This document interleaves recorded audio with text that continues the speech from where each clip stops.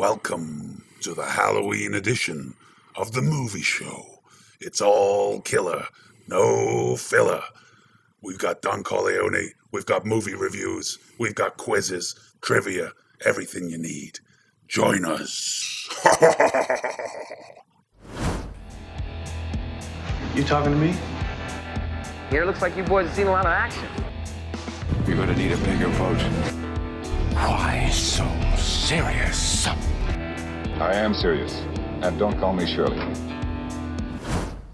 Hello, and welcome to a very special Halloween edition of the movie show here on the Cinema Plus podcast. I'm David Roberts, and I'm joined by my good friend Greg Fisher. How are we doing, Greg? Feeling as good as it could be in the circumstances, my friend. Good costume you got on there. Yeah, you too, man. We both looking the part for Halloween. Make the effort, isn't it? Spooky and scary. Ooh. Oh, everybody loves a bit of Halloween, right? That's it. Should we get tucked into it? Let's do it.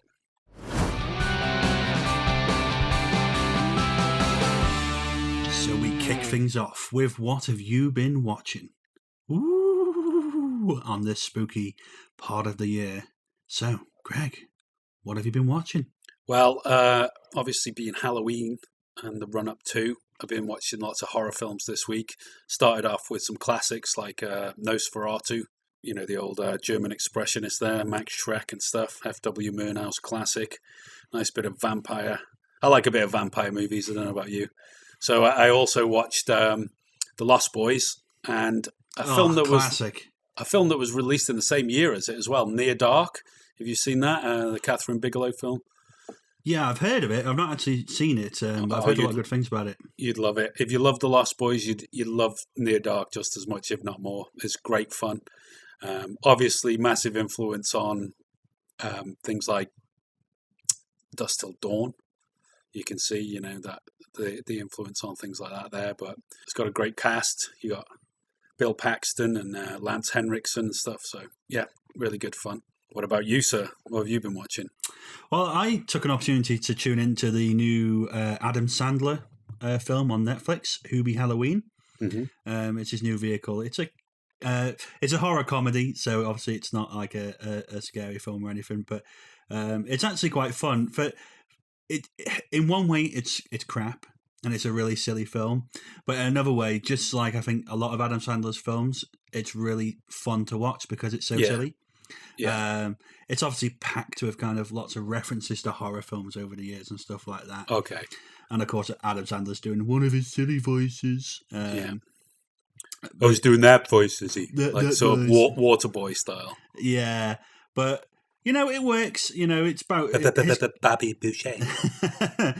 He plays Hubie. He's kind of one of these outcasts in the town. Everyone picks on him and he gets made fun of, but he always wants to help. And then it all kicks off on Halloween and he's there to investigate. But there's a lot of great references there. And yeah, it's a good little laugh. If you want something to chill out with some friends on, that's one to chill into, I think. Is that on Netflix then? Or it's on Netflix now. It's just come out. So fair enough.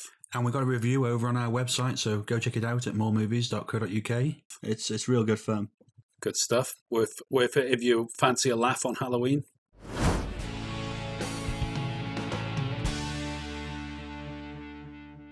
So now we come to Movie of the Week, and this week we've picked out The Rental, which came out back in July. It's the first film from Dave Franco. It's a horror film starring Dan Stevens, Alison Brie, Sheila Vand and Jeremy Allen White, in a bit of a twist on the horror genre. So we thought we'd check it out as it's one of the newer horror films and see what we thought of it. So Greg, what did you make of it?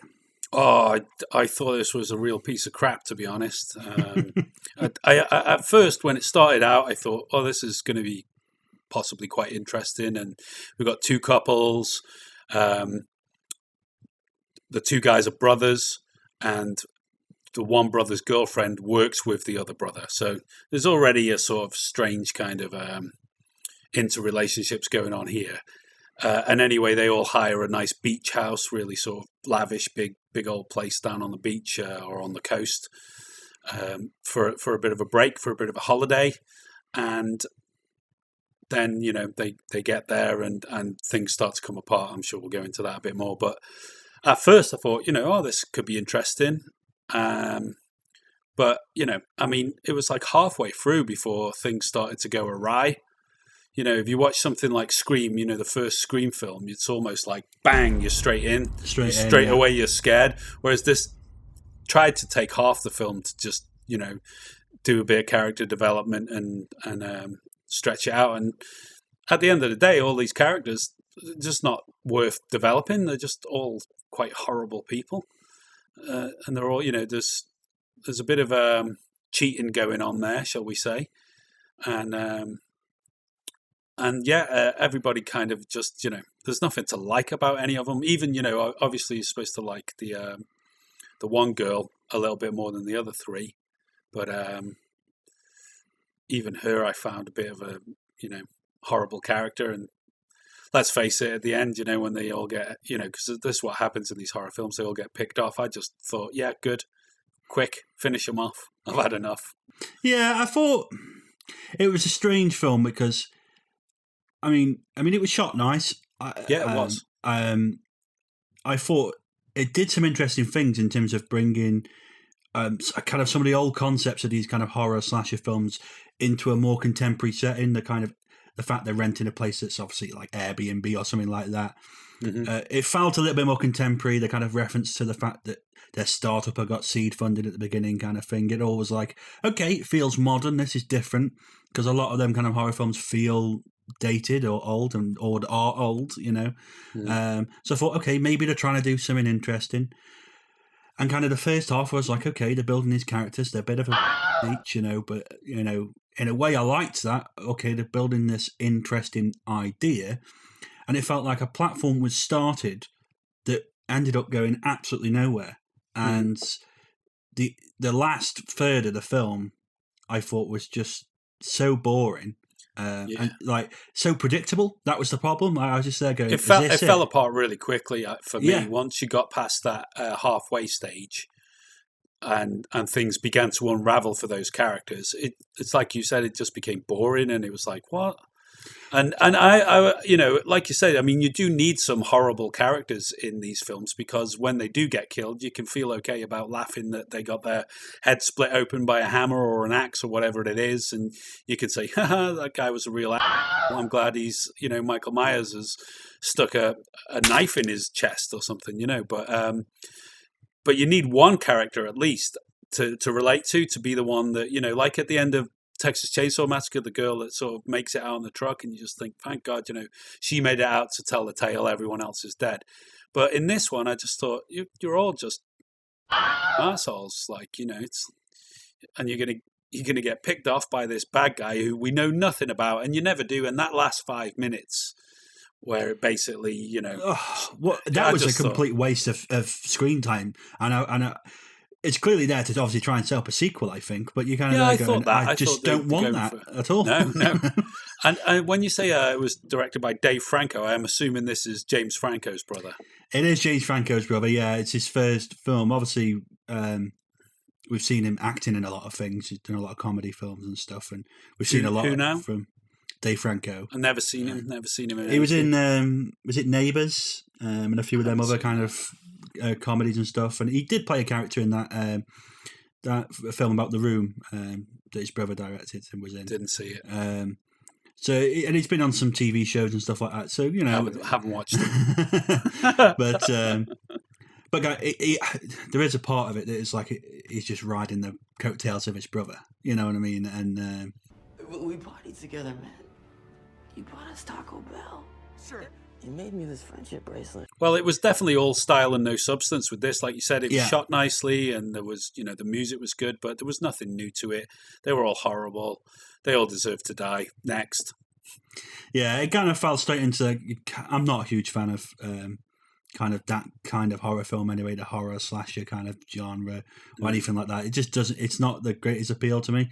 And this one felt so predictable and stale and didn't really do anything interesting or new with it. Well, I thought, if you're talking about interesting and new, that whole concept in Get Out, yes, I thought that was much more interesting. You're much more invested in him as a character. You want him to survive. You don't want these, do whatever ghoulish stuff they're going to do to him, and you want him to get out of there, and it keeps you invested and it keeps you like right to the end. You're like, ah. But with this thing, nah, absolute turkey. Shoot it and serve it up at Thanksgiving. That's it. Don't watch it, folks. Just leave it alone. Yeah. There we go. That's it. Movie of the week. It's now time for Don Corleone's film review. Let's hope he stayed with the whole Halloween theme and reviewed as a horror film. Let's find out. Here's Don Corleone. Hello. This is Don Corleone with another film review for the Cinema Plus podcast. This week's film is called Child's Play. It's essentially a story about sibling rivalry and a dysfunctional family. We got these two brothers. One of them's a good kid, loves his mother. The other one, not so much. I mean, look at this guy. Straight away you can tell there's something wrong with him. If you look at his eyes, something ain't right with this kid. So one night, the babysitter says something wrong and he takes the hammer to her face. The poor girl plummets out of the window, falls a couple of stories, boom, straight into the Oldsmobile. Total mess. Suffice to say, the mother isn't very pleased with his behavior and tries to discipline him. But she shakes him a little bit too hard and this kid's temper gets the better of him. He starts to attack his own mother. This is something you should never do. I mean, look at this guy. He literally bit her arm. So what are you gonna do with a kid like this? The only thing you can do is send him away with his father. Unfortunately, we have a classic case of the Oedipus complex here, and kid tries to murder his own dad. Bit of a foolish thing to do when the car is traveling at 40 miles an hour. This is how he gets his kicks. He's trying to get his point across. I think his father just fails to understand him. And a lucky escape from that one, right? In the business we would call that bookweeds. A messy business. So, in the end, the father loses his temper and, yeah, you guessed it. He tries to take the kid out with his revolver. Bang. Guess what? This is one tough kid. It's gonna take more than that to take him out. So the brother fears for his life and tries to hide himself away from his homicidal sibling. But this little bastard, he just won't give up, and here he comes. Baseball bat to the head, no problem. Try one yourself. Bang. So, things get a little bit rough. This kid maybe regrets attacking his brother, but then his mother and father come home and all the action starts again. When the baseball bat comes out, it's gotta hurt. Another one for Pop. Now he's starting to regret having taught him so well with that baseball bat, huh? So it's down to the mother in the end. There's the Oedipus complex coming back in. She throws this little bastard in the fireplace. They light him on fire. Well, you wouldn't believe it. Even all this heat and flames is not enough to take care of this kid. He keeps coming at him. So bang. It's the only thing you can do. I have to say this is probably one of the worst movies I've ever seen, so I give it 0 Corleones. In fact, this film was so bad, I sent my consigliere to pay a visit to the producers of the movie. Know what I mean? I hope you can join me next time for another film review. Thanks for listening.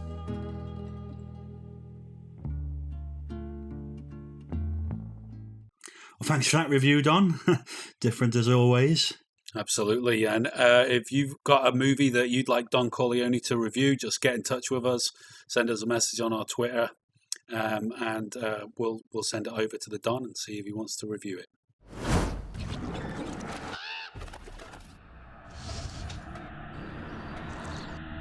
Okay, we're not going to do any movie news this week. Instead, we've got Halloween trivia. So we're just going to talk about a little bit of Halloween-related facts and factoids and trivia. And yeah, Dave, what have you got for us? Well, yeah, I was just looking up some interesting stuff and wanted to ask your opinion on it. It's obviously well known and documented over the years that many things have happened on sets of films that have been very eerie or creepy. Yeah. Particularly on horror films. Right. And I just thought I'd share a few of the stories and see what you make of them. Absolutely. Obviously, one of the most famous ones is the Amityville Horror, where throughout the filming of the movie, members of the cast kept waking up at 3:15 in the morning. And this just happened to be the same time that the real life murders took place in the events of the Amityville Horror film. Wow. And then we got the Poltergeist, where both Heather O'Rourke, who played the little Carol Ann, and Dominic Dunn, who played the older sister Dana, they've both died whilst working on the Poltergeist films. O'Rourke died on the operating table when she was just 12, when she was filming Poltergeist 3. And Dunn was murdered by her ex-boyfriend the day after the first movie premiered. That is dark. Waking up at 3:15 in the morning when some murders took place, that's nothing. That's probably just people's psychological effect. Just like, oh yeah, and I woke up and it's 3:15. It's like, so what? Getting killed after, that's heavy, man. Yeah, so, I mean, we've got The Exorcist, and a lot of creepy stuff happened on The Exorcist. And, more deaths. The Irish character actor Jack McGowan, who plays Burt Dennings in the movie, died unexpectedly just a few days after wrapping up the movie. And the special effects worker and the security guard both died while making the film. And the entire set burnt down for no apparent reason. Oh my Needing God. to be rebuilt. For no apparent reason. I'm sure there was probably some pyrotechnics involved in that somewhere. Or someone having a fag out the back, maybe. Probably 1970s, wasn't it? So, yeah, I knew something about The Exorcist. That there was, supposed to be some spooky happenings around it. So, and another one was Rosemary's Baby. Now, this one's particularly weird because the producer William Castle received an anonymous letter. Saying that he would slowly rot during a long and painful illness, just as production started. And not long afterwards, he collapsed and underwent surgery. The composer, Christoph Kameda, he died of effects to the brain after falling off a fire escape. And there was other issues on the film, including the entire cast getting food poisoning and another producer having a stroke whilst driving home. Whew. This is on Rosemary's Baby. This is Rosemary's Baby, yeah. Oh my God. This makes you think, is it? Because of course we hear stories of you have accidents in other films. I was thinking of the Twilight Zone. Wasn't there something bad happened on that one? Yeah, I believe the young children who were in, I think it's the last story, because obviously it's a multi-story film. Two young kids at the end. You actually don't see them that much in the film, but they kind of land in a helicopter. In one of the final shots at the beginning of that film. Unfortunately, there was some kind of accident with the helicopter, and one of the kids got decapitated, and the other one seriously injured during the film. The producers and stuff got heavily sued and. I remember there being a lot of stink about that. John Landis was the director, so he got in a lot of trouble for that. But obviously, there's been accidents on other films as well. Like was it The Dark Knight Rises? Had some one of the stunt actors died or something a few years back, and a few other ones. But there does seem to be a theme of when it's a horror film. Yeah. When it's something in a dark matter, that seems to be a lot of these cases turn up of creepy goings on or something weird going on, and it does make you think, kind of, is it coincidence or is something darker at play, doesn't it? Well, yes, for sure, absolutely. Well, I had a little bit of trivia here. I noticed looking up a few things. I'm just going to read you this one thing I found online. So, while in Montreal in October 1926, McGill University student J. Gordon Whitehead approached a resting Houdini and asked him if he could really weather blows to the stomach without getting hurt. And due to an injured ankle, Houdini supposedly couldn't stand in the optimal position to be punched like. So he allowed him this Whitehead to go ahead and swing on him anyway. And after Houdini winced through a few of the blows, he supposedly asked for the punches to stop. Days later, on Halloween, Houdini died of peritonitis following a ruptured appendix. So there's a dispute whether the punches actually played a role in the ruptured appendix or not, but he actually died on Halloween. On Halloween itself, that's it. Had Mussolini came to power in 1922 on Halloween. That should have been a tip-off that the guy was up to no good. That's not a good sign, is it? Yeah. A little bit of movie trivia, really, is what happened to Baby Jane. That horror film was released on Halloween in 1962. Creepy film, that one. Yeah, and I also got some Halloween birthdays, right? Check this out. Vanilla Ice. Yeah, he was born on Halloween. Dan Rather, the news anchor guy from the States. Oh, yeah. He was a Halloween birthday. Michael Landon used to be in Bonanza and Highway to Heaven. Oh, God, yeah. John Candy was born on Halloween. Really? Yeah. Peter Jackson, the famous film director. Yeah, Rob Schneider from Juice Bigelow. He's a Halloween guy. And I found this one. I don't know him, but I thought you might because he's a wrestler. The Boogeyman. The Boogeyman. Boogeyman, that he was born on Halloween as well. Well, that's quite apt because he plays kind of a spooky character, obviously, the Boogeyman. Yeah, exactly. I'm the Boogeyman, and I'm coming to get you! And a couple of famous Halloween deaths. Federico Fellini, the famous Italian filmmaker, he died on Halloween. But possibly most sad of all, River Phoenix died on Halloween. And that was outside, outside Johnny Depp's nightclub, the Viper Rooms in LA. It's thought to have been a drugs overdose, I think. Yeah. But yeah, must have been a Halloween party. Probably. It was always a sad one, that one. Well, there we go. That's a bit of Halloween trivia for us this week. Back to movie news next week, I think. Let's get ready to film fight! Okay, it's time to put up those dead dukes this week. It's the film fight. This week we're going to go to blows over zombie movies. Dave is not a fan of zombie films, not whatsoever.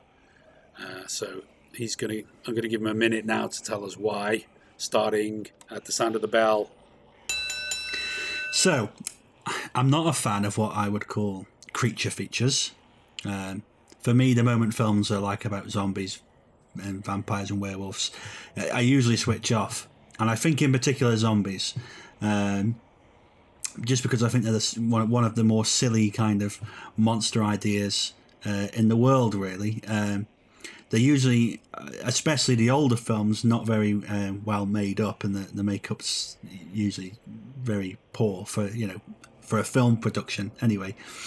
And I just kind of tend to think that they don't really offer much in terms of story. They're always just kind of daft, kind of flesh eating, it's the dead, they're rising up kind of thing. That's not to say that they're all bad, because I think there is exceptions to the rule. I think things like 28 Days Later, where it's more grounded in reality, the fact it's like a virus, is a more interesting idea, and that's more chilling. But things like Dawn of the Dead and Night of the Living Dead and all that kind of rubbish from back in the day is just crap. There you go. That's the end of round one. Well done, Dave. You stated your case pretty well, so we'll go into round two straight away for myself, and I'll make an attempt to defend zombie movies, starting at the bell. Okay, so zombie films, it's like a classic genre of the horror genre. You got back to George A. Romero's Night of the Living Dead, where you've got, this idea of people rising up from the grave, and obviously back in those days we think of things that are moving slowly and usually going to bite your neck like some vampire or chew on your brains or something like that. As you've mentioned, nowadays we've got a bit more sort of like the modern zombie is high speed and can run after you and is really like it's like pumped up on drugs or something, like World War Z or 28 Days Later, like you mentioned.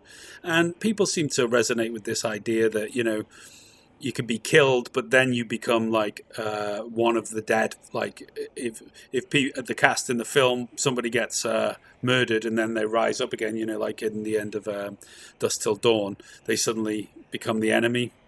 Even though in that one it's vampires, granted, but it's a similar sort of idea. So I think, this idea of once people have died, they're not really dead, they're going to come back after us from the grave is like kind of a powerful thing for us deep down inside, and that's why it scares people, really. So there we go, yeah. I mean, I don't know if I made much of a case for zombie films. I like some of them. I like the ones that are done well. I'm not so keen on the ones that aren't, but, I used to watch things like The Walking Dead as well, which is the TV series thing, and I remember mentioning that to you a few times, and you were like, "No, I'm not going to watch that." Yeah, I've seen a couple of episodes of it. I've never really bought into it. I mean, the problem for me is, like, as I say, the moment it's kind of the unreal kind of, not believing in any kind of, I don't believe in ghosts or supernatural or anything like that. And so the moment it's like, oh, it's not of this world kind of thing, it's a werewolf or a vampire or something, it kind of my brain switches off then in a film, because it's like, this isn't scary because it's not real anymore. It's quite interesting because when we were talking the other week, we had the film fight over Superman, and you kind of gave the same reasons they're saying, because he's not realistic. He's this like, indestructible being that you just can't relate to it and you switch off. And it's kind of a similar thing with the zombies, because I don't think it's just zombie movies either. I think, the horror films you're more likely to enjoy are the ones that are happening to real people in real situations, as in the killers are real human beings, and the less supernatural stuff. Do you think that's fair? Yeah, I think generally speaking, I think there's a few kind of areas where I find it creepy in terms of some films we'll get into later, I'm sure, in the top 5, where, it's kind of supernaturally, but there's a kind of creepiness to it that works. Yeah, sure. But generally, when it's like, here is something that's totally unreal, and I'm physically seeing it, I kind of go, okay, whatever. Well, a funny thing I remember when we went to film school was that they begged us not to make any zombie movies. As soon as we got there, yes. They said, please, for God's sake, don't make any zombie movies, because there seemed to have been this whole tradition that had come before us of film students just making really bad zombie films.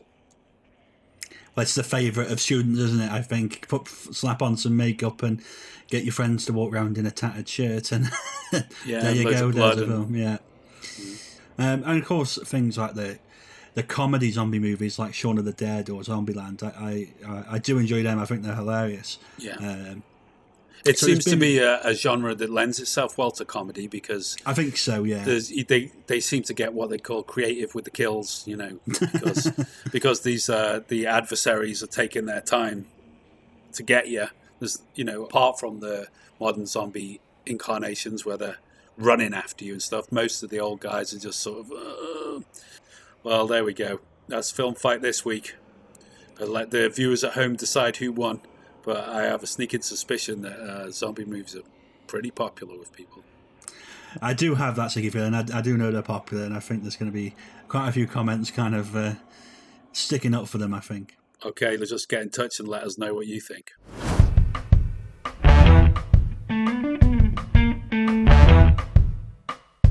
Ooh, it's quiz time! And this week we have a bit of a spooky quiz framed around horror films. So it's a little bit different this week, Greg. I've got a list here of one-line descriptions of plots of horror films. Okay. So I'm going to read the description out, and you've just got to tell me what you think the horror film is. Okay, so you just want the title of the film? Just the title. Okay, let's give it a go. Okay, let's give it a go. Let's kick things off with number 1. A young priest facing a crisis of faith enlists the help of an aging holy man in the battle for a young girl's soul? The power of Christ compels you. It's The Exorcist. It is The Exorcist. Okay, number 2. A carnival hypnotist and a seemingly clairvoyant sleepwalker are at the centre of a murder mystery in this terrifying classic in which nothing is as it seems. I haven't got a clue. I don't know what that is. It's The Cabinet of Dr. Caligari. Oh, of course it is! Oh, man. I was totally thinking like modern stuff. Yeah. Very good. Very good, Dave. Okay, number 3. A group of counsellors is stalked and murdered while trying to reopen a summer camp, which was the site of a drowning and a double murder. I Know What You Did Last Summer. No. Go on then, what is it? Friday the 13th. Oh! Of course it is. So obvious now you say it. These are hard, man. Okay, number 4. A young wife is an unwilling vessel for Satan's child. A young wife. Is that The Omen? No. Devil's Advocate? Nope. Ugh, go on. What is it? Rosemary's Baby. Oh yeah, God. Just been talking about it. To be fair though, those other two films have a similar theme, you know. They are very similar, yes. I think that's the thing with some of the films, isn't it? There is quite a lot of duplication. Okay, number 5. A night in a secluded backwoods cabin turns into a grueling fight for survival when 5 college kids unwittingly unleash an ancient evil. Evil Dead? Evil Dead, correct. Glad to get one right. Number 6. A year after her mother is murdered, a teen is terrorised by a new killer who uses horror films as part of a deadly game. Scream? Scream. Yeah. Correct. Okay, number 7. An insane former child star holds her disabled sister captive in their crumbling Hollywood mansion. Oh, what's it called? Oh, you have to tell me. It's on the tip of my tongue. Whatever Happened to Baby Jane? Ah, Whatever Happened to Baby Jane. That's it. Damn. Okay, number 8. A troubled teen is shunned by her peers and tormented by her religious zealot mother. Everything seems to be going well until a cruel prank and some violent telekinetic powers make for an unforgettable prom night. That's Carrie. That's Carrie. I have to know that as my sister's name, so I have to know that. Okay, number 9. A family moves into a nice suburban house, but an inexplicable events culminate in their young daughter vanishing, her voice calling out from the TV. They discover the house was built on a cemetery and flee to a hotel. We were talking about it earlier. That's Poltergeist. That is the Poltergeist. Yeah. And number 10. A group of strangers is trapped in a farmhouse when the dead inexplicably come back to life and start eating people. All of their escape attempts end disastrously, and in the morning, the lone survivor is shot by rescuers. Yeah, that's Night of the Living Dead we were also talking about earlier. Correct. Well, there we go. Not too bad. 50% there. It's a bit trickier this week. Yeah, it was very difficult. There was some good questions there, Dave. I should have got some of them. I'm kicking myself about Cabinet of Dr. Caligari and Whatever Happened to Baby Jane, but there we go. You got me. You stumped me. Well, we have been running some of these on Twitter this week, and it seemed to be stumping quite a few people, I think, some of them. But yeah. Let us know your scores down below in the comments, and join us again next week for more on the film quiz.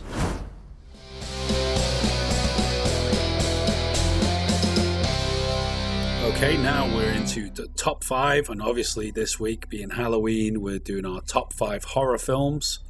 So, here we go. Starting off at number 5 and working our way all the way up to number 1. Number 5. I've gone with The Wicker Man for number 5. I think it's a classic. It's still chilling from the first time I watched it till now. So we're talking about the original, not the Nicolas Cage remake. Absolutely, it's the original and not that thing. But what did you think of the Nick Cage remake? I think it's shocking.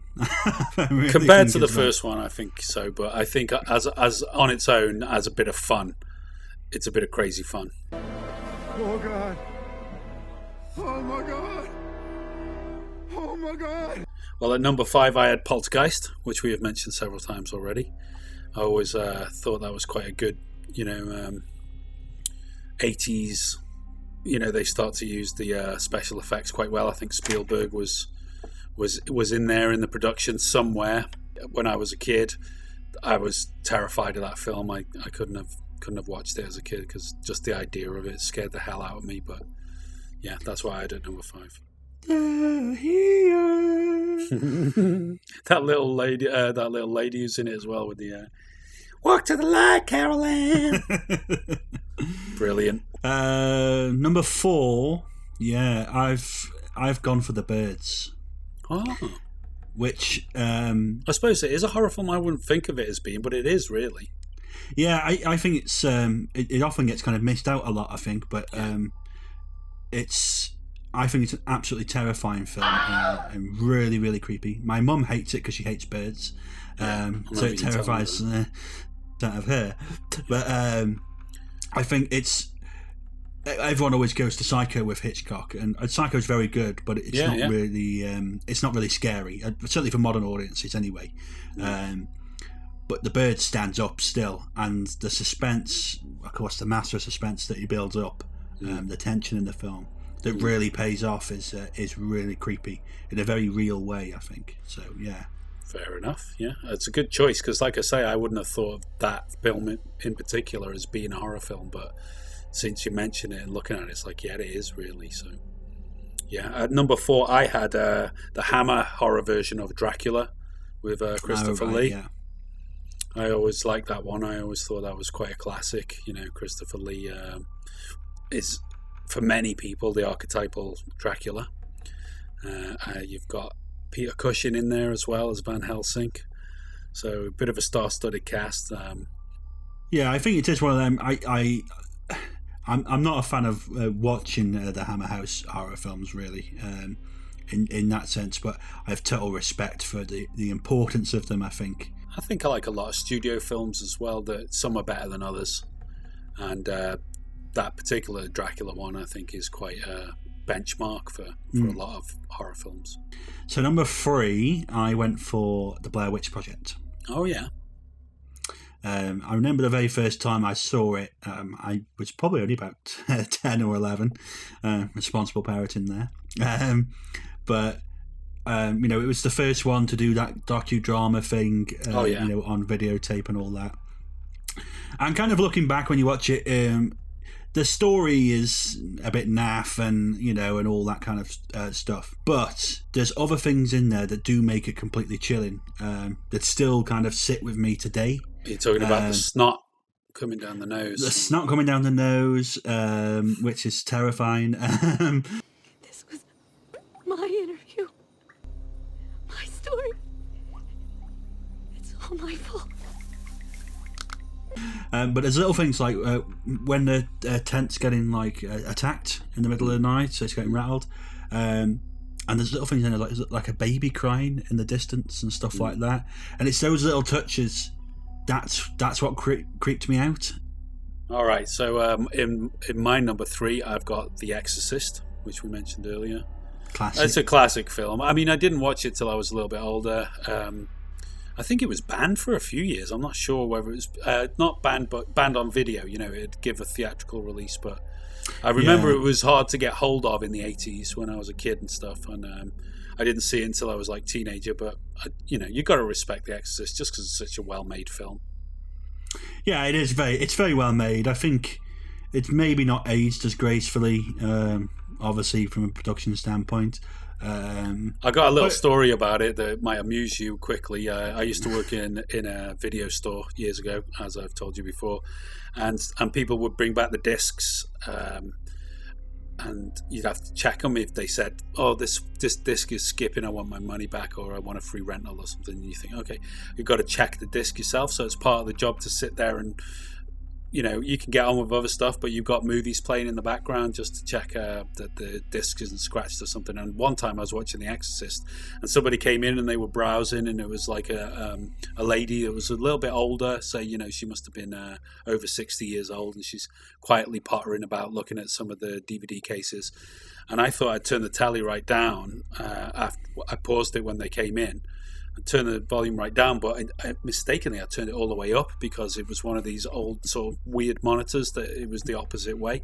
And anyway, when I thought, oh, it's fine, she's just browsing, I've turned the volume down, I pressed play, and it was just at that moment in the film where she says, "Stick your cup in her ass, you grr." And I was like, ah! I had to sort of like pause it, but it was too late then because she just blurted it out, and it just like echoed for her. And you just got this woman looking like.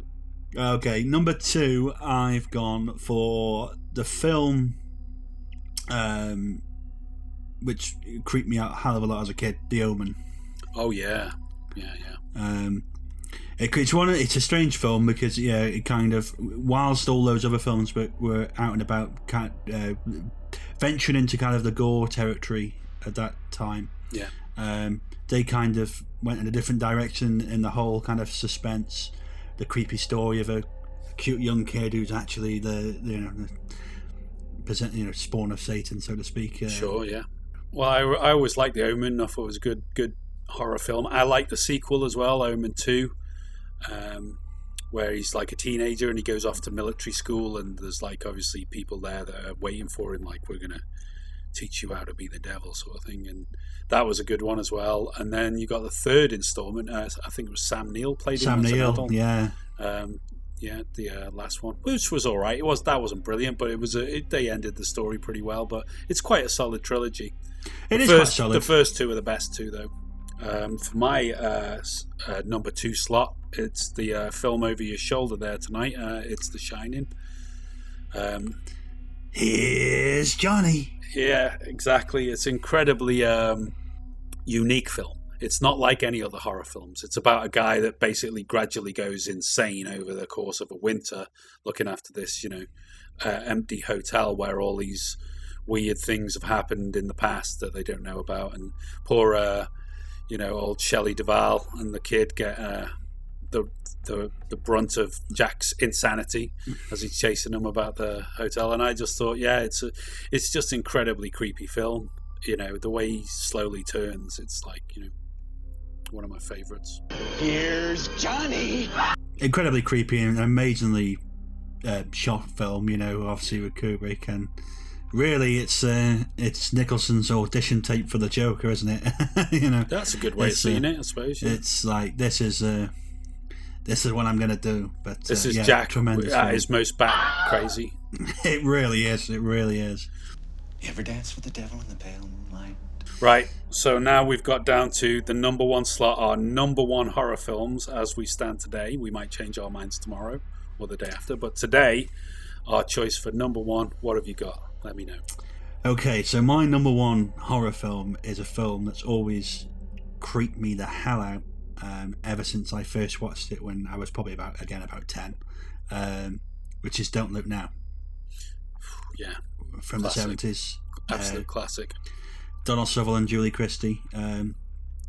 It's an interesting kind of horror film, I think, because obviously it deals with something so human and so real in terms of they're dealing with grief, the death of their daughter. And obviously he's having to deal with that, and there's a lot of kind of psychological effects going on throughout the whole film, and that builds up in this whole tense and suspense thing. It's got that whole 70s vibe, which I always think adds extra creepy sensibility to these kind of things. Like with The Omen and The Exorcist, that's same with those two, isn't it? That 70s thing. It's got that something about it, isn't it? The 70s and like the colour palette suits and everything. Yeah. And to me, spoilers if you haven't seen the film, but the kind of that end scene to this day is one of the most scary, creepy things I think I've ever kind of witnessed. It still scars me now. It's well, don't spoil it for people. I know what you're talking about. Anyone who's seen it definitely knows what you're talking about. But if you've never seen Don't Look Now, go and watch it, and yeah, it'll boogie on your brain.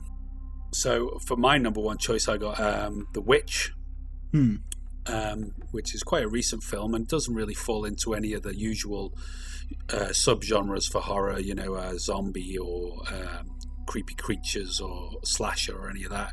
It's kind of historical drama that's set in New England around the time that they would have been having witch trials and stuff. You got everybody sort of dressed like, like the Witchfinder General type thing.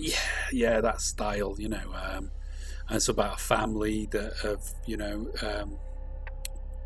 they've got this goat called Black Phillip that's like represents the devil in it. And there's the mother and the father and the whole question of faith to God, and then there's this witch off in the woods that steals the baby. But it's all the way it's all done and all put together. I thought it was just a really, really creepy and cool film, and it's just so measured and so well sort of drawn out, and you can tell that he's referenced a load of historical documents to get the accuracy of everything right. And for me, I just thought it was just a fantastic watch. I know that we've got it there on our collection, so I'm still waiting for you to see that so we can have a chat about it, but highly recommend that too as a good modern piece. Yeah, I haven't had a chance to watch it yet, but I definitely think I'll check it out in the next couple of days. Yeah, it'd be interesting as it's to know what you think. Season. Yeah, exactly. I mean, it's not everybody's cup of tea, and some people would say, "Oh, that wasn't scary at all," because there isn't anything in it that I think is, is synonymous with horror. There's not a lot of blood, and there's no stuff that suddenly makes you jump. But I just thought it was just like a real sort of realistic vision of what supposedly these witches were like back in the day. Well, that comes down to something we've talked about before in terms of what to define as horror. It's quite a difficult genre to pin down, really, because it's quite a varied opinion, I think, on what it is. But definitely, there we go. That's our kind of top 5 each and 10 top horror films. I'm sure people will agree and disagree in the comments below, but let us know what you think and let us know what you top 5 horror films are, and if you think some of us have got something terribly wrong.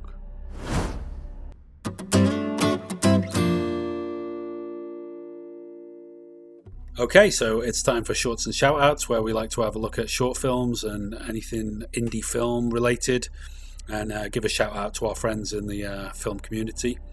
This week I was looking at a short film I found on YouTube called Latch, which is a play on the old Monster in the Closet scenario.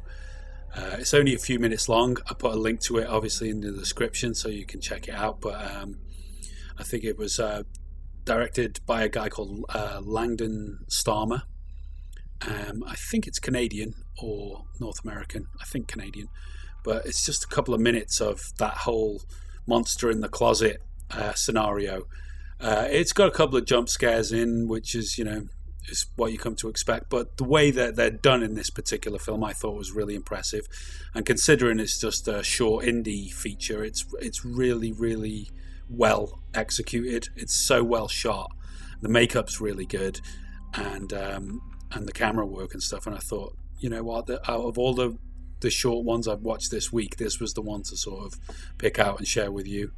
It's a good little bit of fun, that. Sounds good. Sounds really good. Yeah.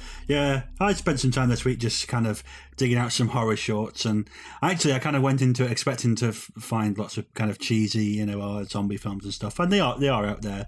But I was actually really surprised by some of really great variety of shorts out there. I came across quite a few good ones. One in particular I've come across is one by a guy called Spencer Keller. Okay. And it's called She Knows. Mm-hmm. Really different little idea. It's only a short 5-minute film. Put a link in the description. It's right here on YouTube.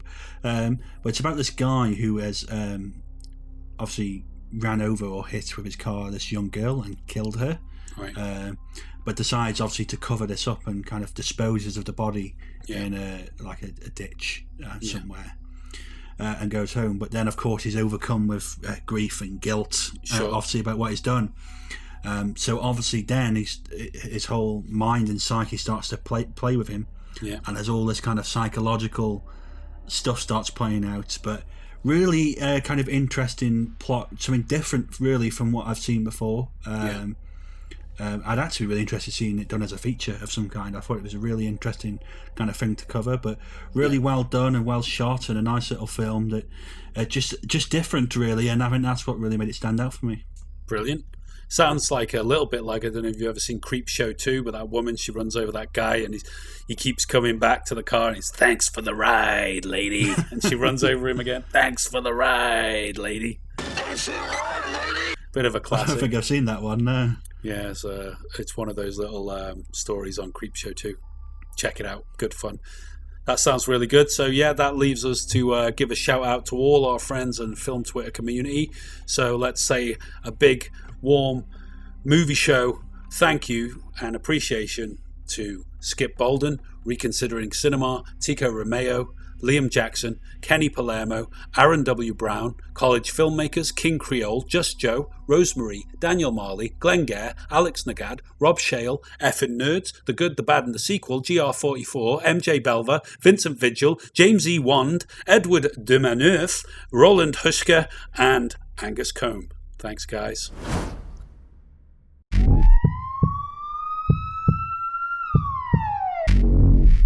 Okay, it's that time in the show where we give Dave his medication. It's red pill or blue pill. Obviously, this week is a horror theme, being Halloween. So, Dave, are you ready to make your choices? I'm ready, and I'm waiting. Okay, here we go. Freddy or Jason? I'll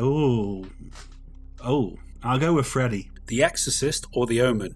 The Omen. Texas Chainsaw Massacre or Night of the Living Dead? Texas Chainsaw Massacre. Evil Dead 2 or Evil Dead 3? Evil Dead 2. Christopher Lee or Gary Oldman? Gary Oldman. American Werewolf in London or Teen Wolf? I'll go with American Werewolf in London. Phantasm or Scanners? Phantasm. Suspiria or Mandy? I'll go with Suspiria. Nosferatu or The Cabinet of Dr. Caligari? It's got to be Nosferatu, hasn't it? Alien or The Thing? I'll go with The Thing. The Wicker Man or the Wicker Man remake? I think we know what your answer is. That's got to be the original Wicker Man. Come on. Get Out or Midsummer? Ooh, I'm actually going to go for Midsummer. That creeped me out a lot more, I think. It's a great film. Hereditary or Ringu? I'll go with Hereditary. Event Horizon or Jason X? Event Horizon. The Blair Witch Project or Every Which Way But Loose? The Blair Witch Project. Salem's Lot or Sleepy Hollow? Salem's Lot. The Lost Boys or Near Dark? I'll go with The Lost Boys. Misery or The Dead Zone? Misery. From Dusk Till Dawn or Dawn of the Dead? From Dusk Till Dawn. Classic. Brilliant. Silence of the Lambs or Manhunter? Silence of the Lambs. Halloween or Friday the 13th? Friday the 13th. Cujo or White Dog? Cujo. It or It the remake? It's the original. I think it's a lot creepier performance for the clown, I think. And to finish us off this week, Creep Show or Fright Night? I'll go with Fright Night. Oh, yeah, there we go. Bit of Roddy McDowell for you. That's it. That's your medication. You've had your pills this week, buddy. Some tricky ones in there. That's it. We like to make the choices difficult for you. There we go. That's another week of Red Pill, Blue Pill. Join us again next week, and we'll have some more. So we thought we'd have a little bit of fun this week, and I thought I'd challenge you to a little bit of something, Greg. I thought I'd ask if you to do some impressions for us. Okay. If I read out some characters, I want you to give us a line that they've done and your best impersonation of them. Are you up for that? We'll try. We'll give it a go. Okay, let's kick things off. Freddy Krueger. It's a boy! Okay. Pennywise from It. A little young for you, isn't she, Richie? Hey, Georgie. That's good, Dave. Okay, then. How about Hannibal Lecter? Quid pro quo, Clarice. It's the best I can do. That. Okay, then. How about Christopher Walken? in the dead zone.